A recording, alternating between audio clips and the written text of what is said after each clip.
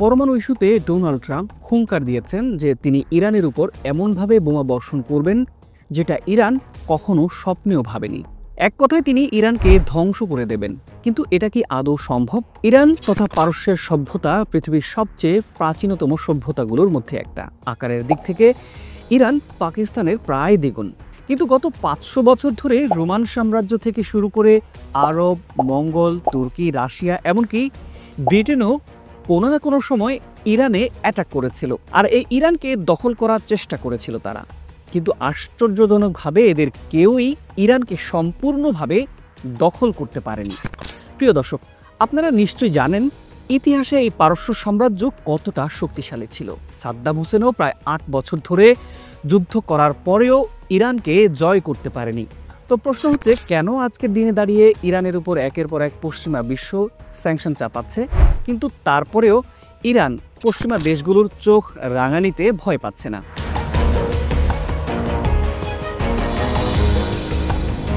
শুধু কি একটি মিলিটারি পাওয়ার, নাকি ইরানের এই শক্তির পেছনে অন্য কোনো রহস্য লুকিয়ে আছে? প্রিয় দর্শক, কি সেই সমীকরণ যে ইরানকে জয় করা কেন এত কঠিন? আর এই একটা যুদ্ধ যদি হয়, তাহলে কি আমেরিকা ইরানকে ধ্বংস করতে পারবে? এসব বিষয় নিয়ে চমৎকার কিছু বিশ্লেষণ থাকছে আপনাদের জন্য। চলুন শুরু করা যাক।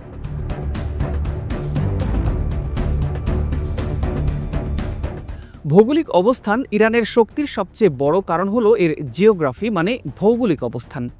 ইরানের দক্ষিণ পশ্চিম দিকে প্রায় বর্ডার ঘেঁষে রয়েছে জাগ্রোস পর্বতশ্রেণী, যেটার দৈর্ঘ্য প্রায় 1600 কিলোমিটার। এটা ইরানের উপকূল রেখা থেকে শুরু করে ইরাক আর তুর্কি পর্যন্ত বিস্তৃত।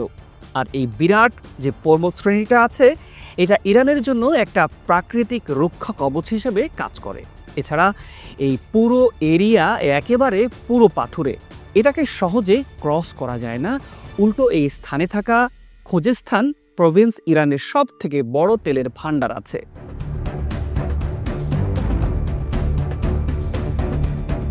1979 সালে যখন ইরানে ইসলামিক রেভলিউশন হয়েছিল, সেই সুযোগে 1980 সালে সাদ্দাম হোসেন ইরানে হামলা করেছিলেন। সাদ্দামের প্ল্যানটা ছিল এরকম যে তারা প্রথমে খোজেস্তানে থাকা তেলের ভান্ডারগুলো দখল করবে, আর তারপরে এখান থেকে একটু একটু করে তারা ইরানের ভেতরের দিকে ঢুকে যাবে, মানে বাকি শহরগুলোকে ক্যাপচার করবে। আর শেষ পর্যন্ত তারা যখন ইরানকে দখল করে নেবে, তারা ইরানে যে ইসলামিক রেভলিউশন হয়েছিল সেই রেভলিউশনকে তারা চাপা দেবে। কারণ সে সময় ইরানের আয়াতুল্লাহ খামেনি বাকি আরব দেশগুলোতেও ইসলামিক রেভলিউশনের ডাক দিয়েছিল। ফলে ইরানের ইসলামিক রেভলিউশন, যেটাকে আরব কান্ট্রিগুলো একটা থ্রেট হিসেবে দেখছিল, তারা চাইছিল ইরানের এই বিপ্লবের আঁচ যেন কোনোভাবে তাদের দেশ পর্যন্ত না পৌঁছায়। এই সময়েই আরব দেশগুলো ছাড়াও ব্রিটেন এবং আমেরিকা এবং সাদ্দাম হোসেনকে হেল্প করেছিল ইরানের বিরুদ্ধে যুদ্ধ করতে।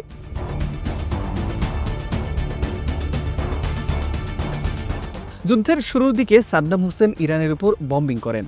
বম্বিং করার মূল উদ্দেশ্য ছিল একটা দেশে যে ইনফ্রাস্ট্রাকচার আছে সেটিকে ডিস্ট্রয় করে দেওয়া। কিন্তু আপনি যদি একটা দেশকে দখল করতে চান, সেটাকে ক্যাপচার করতে চান, তাহলে কিন্তু আপনাকে সামরিক অভিযান করতে হবে।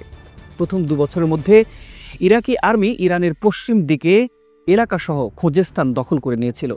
কারণ এ সময় বাগদাদ থেকে ইরাকি আর্মিদের খুব সহজে সাপ্লাই পৌঁছে দেওয়া যাচ্ছিল। কিন্তু তারা যখন ইরানের আরও ভেতরের দিকে ঢুকে যায়, তারা ব্যর্থ হয়, কারণ তাদের সামনে বাধা হয়ে দাঁড়িয়েছিল জাগ্রোস পর্বতশ্রেণী। ইরাকি সেনারা অনেক চেষ্টা করেও এই পাহাড়কে ক্রস করে ইরানের ভেতরে ঢুকতে পারেনি। উল্টো ইরানি আর্মিরা অ্যাটাক করতে করতে ইরাকের অনেক ভেতরে ঢুকে পড়ছিল।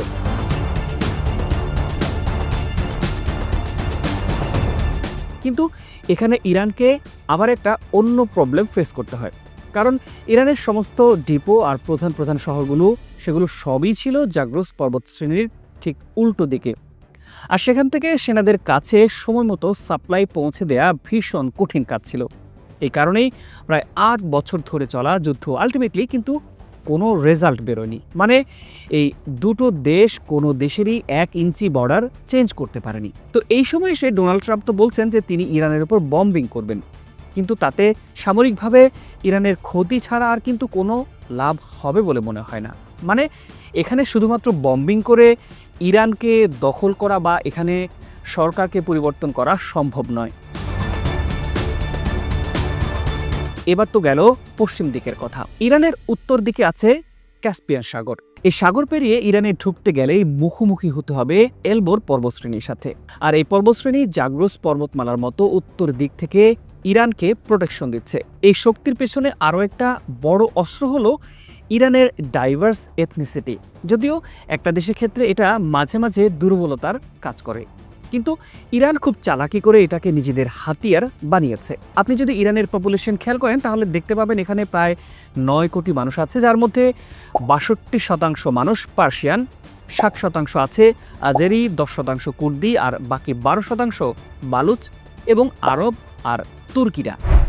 এরা প্রত্যেকে নিজেদের একটা আলাদা দেশ দাবি করে।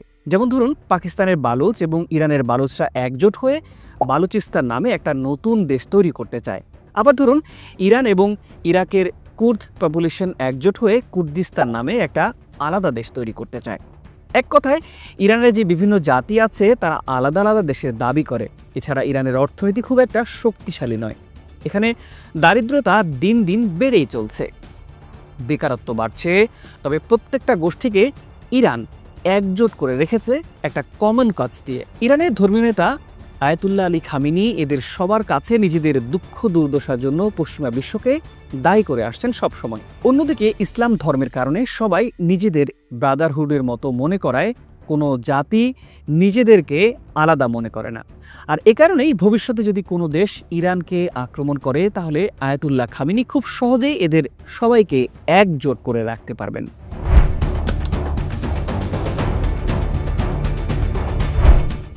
ইরানের সবথেকে বড় হাতিয়ার মিলিটারি পাওয়ার।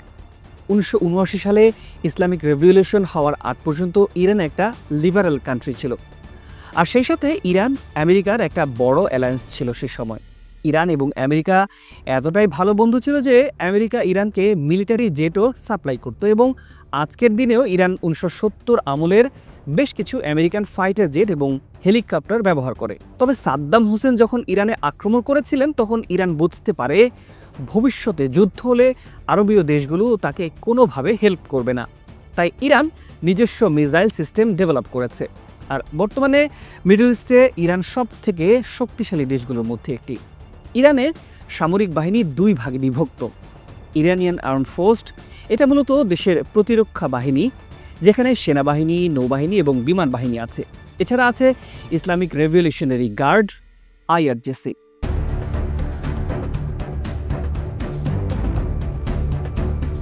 এটা ইরানের সবচেয়ে শক্তিশালী এবং স্বাধীন সামরিক বাহিনী। ইরানের ভেতরে যদি সরকারের বিরুদ্ধে কোনো বিদ্রোহ হয়, কোনো প্রদেশে যদি যুদ্ধ করতে চায়, তাদেরকে সামলানোর জন্য ইরানের সরকার IRGC-কে ব্যবহার করবে। এই IRGC-র মোট কর্মী আছে 5,70,000-এর মতো, আর তাদের কাছে প্রায় 3.5 লাখ রিজার্ভ ফোর্স আছে। এছাড়া আছে প্রায় 4,000 প্লাস ট্যাঙ্ক আর্মড ভেহিক্যাল, যার মধ্যে আছে Russian made T-72, Iranian Zulfiqar tank, শক্তিশালী মাল্টিপল রকেট লঞ্চার। এছাড়াও ইরানের সবচেয়ে শক্তিশালী অস্ত্র হলো ব্যালিস্টিক ক্রুজ মিসাইল, যার মধ্যে আছে লং রেঞ্জের শাহাব 3, যার রেঞ্জ প্রায় 2000 কিলোমিটার, যেটা অনায়াসে ইসরায়েল এবং আমেরিকার সেনা ঘাঁটিগুলোতে আঘাত করতে পারে।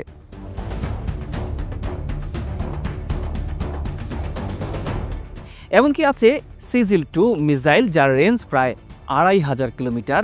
ইরানের ড্রোন প্রযুক্তিও কিন্তু বাকি আরবীয় দেশগুলোর থেকে অনেক গুণ এগিয়ে আছে। শাহাব 136 এটি এমন একটা কামিকাজি ড্রোন যেটা ইউক্রেনের যুদ্ধে রাশিয়া ব্যবহার করেছিল। এছাড়া আছে মোজাহার 6, যেটা অ্যাটাক এবং সার্ভিলেন্সের জন্য ব্যবহার করা হয়। এছাড়া ইরানের কাছে আরও বেশ কিছু কামিকাজি ড্রোন আছে। ফাইটার জেট বলতে গেলে ইরানের কাছে বর্তমানে আছে Su-35, যেটা তারা রিসেন্টলি রাশিয়া থেকে কিনেছে। এগুলো ছাড়া ES-300 এর মতো মিসাইল ডিফেন্স আছে ইরানের কাছে।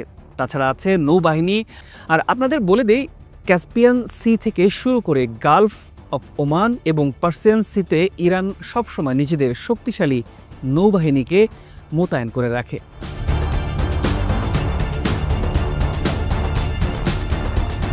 এগুলো তো আমি ইরানের মিলিটারি পাওয়ার বললাম। এছাড়া ইরানের মিসাইল রেঞ্জের মধ্যে 2টো ইম্পর্টেন্ট লোকেশন আছে, স্টেট অফ হরমুজ এবং বাব আল মানদিব স্টেট।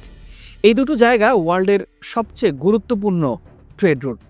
আজকের দিনে যদি ইরানের উপর কোনো রকম অ্যাটাক করা হয় তাহলে ইরান কিন্তু চাইবে এই দুটো জায়গা ব্লক করে দিয়ে সম্পূর্ণ ওয়ার্ল্ড ট্রেড রুটকে ডিসরাপ্ট করে দিতে।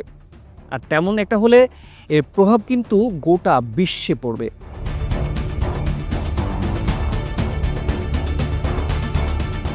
ইরানের এক্সিস অফ রেজিস্ট্যান্স নিয়ে ইরানে ইসলামিক রেভলিউশন হওয়ার পর ইরান বুঝতে পেরেছিল যে সারভাইভ করতে হলে তাদের এই আইডিওলজিটাকে বাইরের দেশগুলোর মধ্যেও ছড়িয়ে দিতে হবে। কারণ ইরান এবং তার সবচেয়ে বড় শত্রু ইসরায়েলের মধ্যে যে দেশগুলো আছে সবগুলি ছিল আরব কান্ট্রি।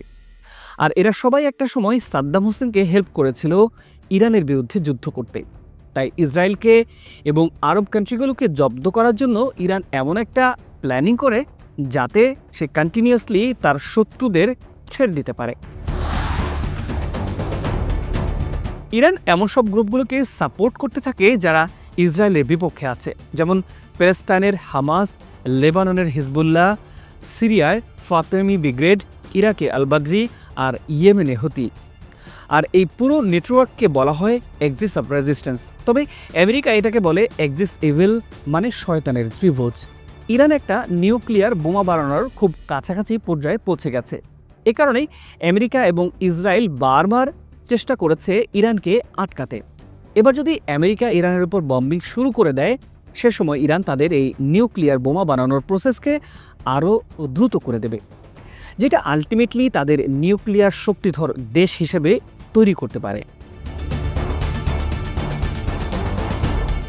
প্রিয় দর্শক, দেখুন, এগুলো ছাড়াও বেশ কিছু জিওপলিটিক্যাল সিনারিও আছে কিন্তু। কারণ আজকের দিনে বেশ কিছু দেশ এমন আছে যারা চায় না যে ইরান ধ্বংস হয়ে যাক, যার মধ্যে আছে রাশিয়া এবং চীন। মিডল ইস্টে আমেরিকান প্রভাব কমানোর জন্য ইরান একটা মিডিয়েটর হিসেবে কাজ করে। তাই ভবিষ্যতে যদি ইরানের উপর অ্যাটাক করা হয় তাহলে রাশিয়া এবং চীন এবং নর্থ কোরিয়াও ইরানকে হেল্প করবে। ইভেন ভারতের জন্য ইরানের শান্তিতে থাকা ভীষণ জরুরি। ভবিষ্যতে ভারত, ইউরোপ এবং ভারতের মধ্যে ইকোনমিক করিডোর তৈরি করতে চায়, আর সেই ইকোনমিক করিডোরের ট্রেড রুটটা ইরানের উপর থেকে যাবে। আর ভারত ইরানের চাবাহার পোর্টে অনেক টাকা ইনভেস্ট করেছে। ভবিষ্যতে ভারতও চাইবে ইরান থেকে সস্তা তেল কিনতে, যেটা ভারতের অর্থনীতিতে ভীষণ হেল্পফুল হবে। আশা করি আপনারা বুঝতে পেরেছেন জিওগ্রাফি, প্রক্সি ওয়ার, এই সব কিছুর দিক থেকে ইরান বেশ শক্তিশালী। কিন্তু যুদ্ধের ময়দানে একেবারে আলাদা হয়, তাবৎ মিলিটারি জেনারেলদের প্ল্যান ফেল হয়ে যায়। অ্যাকচুয়ালি ওয়ারে আজ আমেরিকা ইরানের উপর বম্বিং করলে ইরান তার জবাব দিতে পারবে কিনা, তাদের অর্থনীতি ভেঙে পড়বে কিনা, এগুলো অনুমান করা ছাড়া আর কোনো উপায় নেই আমাদের কাছে। কারণ রাশিয়া যখন ইউক্রেন অ্যাটাক করেছিল তখন সবারই অনুমান করেছিল যে এই যুদ্ধ বেশি দিন টিকবে না। কিন্তু আজ দেখুন প্রায় 3 বছর হতে চলেছে, এই যুদ্ধ এখনও কিন্তু চলছে। এমনকি আমেরিকা এত শক্তিশালী হওয়ার পরেও ভিয়েতনাম এবং আফগানিস্তানে তাদেরকে হারের শিকার হতে হয়েছিল। প্রিয় দর্শক, আজকের ভিডিওটি ভালো লাগলে শেয়ার করে দিতে পারেন। আজ এ পর্যন্তই। ভালো থাকুন, সুস্থ থাকুন। খোদা হাফেজ।